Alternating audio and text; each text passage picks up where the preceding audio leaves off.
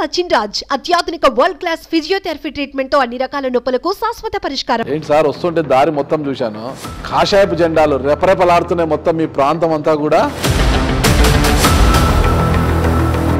ఒక మారుమూల గ్రామము, అగ్రికల్చర్ కుటుంబంలో పుట్టిన మీరు ఈ స్థాయికి ఎలా వచ్చారు? అసలుకి ఎలా? అసలు ఒక మంచి లక్ష్యంతో విద్యా సంస్థలు పెట్టారు కదా, ఆ లక్ష్యం అలాగే నెరవేరుతుందా, అంటే ఆ విద్య మాత్రము వ్యాపారం అయిపోయిందంటారు మీ దగ్గర? మరి ఇంత మంచి ప్రయాణం సాగుతోంది మీది, ఉన్నట్లుండి ఒక్కసారిగా ఈ రాజకీయ రంగ ప్రవేశం ఎందుకు చేయాలనుకున్నారు? అసలు లాస్ట్ 10 yearsలో మోడీ గారు మొత్తం వరల్డ్లో ఇండియా అంటే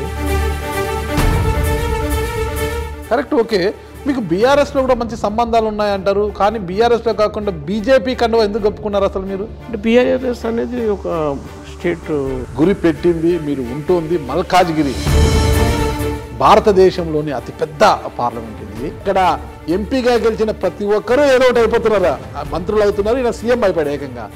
మరి మీరు ఏం కావాలనుకున్నారు? పబ్లిక్ సర్వీస్ చేయడం అనేది మెయిన్. మీరు అన్నట్టు ఒక పర్ఫెక్ట్ రాజకీయ నాయకుడిలాగా ఇవన్నీ తెలియకపోవచ్చు, కానీ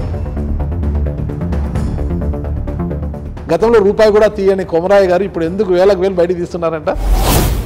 అసలు బీజేపీ కోసం మీరు ఏం చేశారని బీజేపీ మీకు టికెట్ ఇవ్వాలి అంటే ఏమంటారు? మా father in law his whole life went for RSS. మా తాతలు నేతులు తాగారు, మా మూతులు వాసన చూడండి అంటే సరిపోతుంది సార్.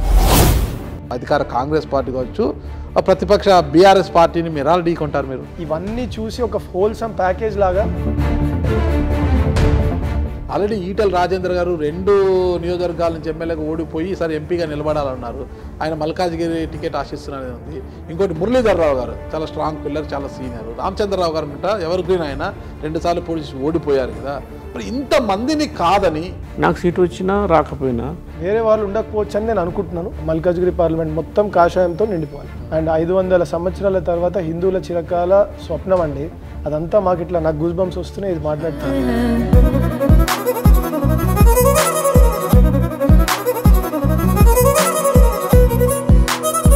ఈసారి ఎట్లన్నా 400 సీట్లు మోదీ గారికి వస్తాయి. దానిలో మాకు ఒకవేళ అవకాశం ఇస్తే ఎట్టి పరిస్థితి అందులో మీరు ఒకరు ఉంటారు.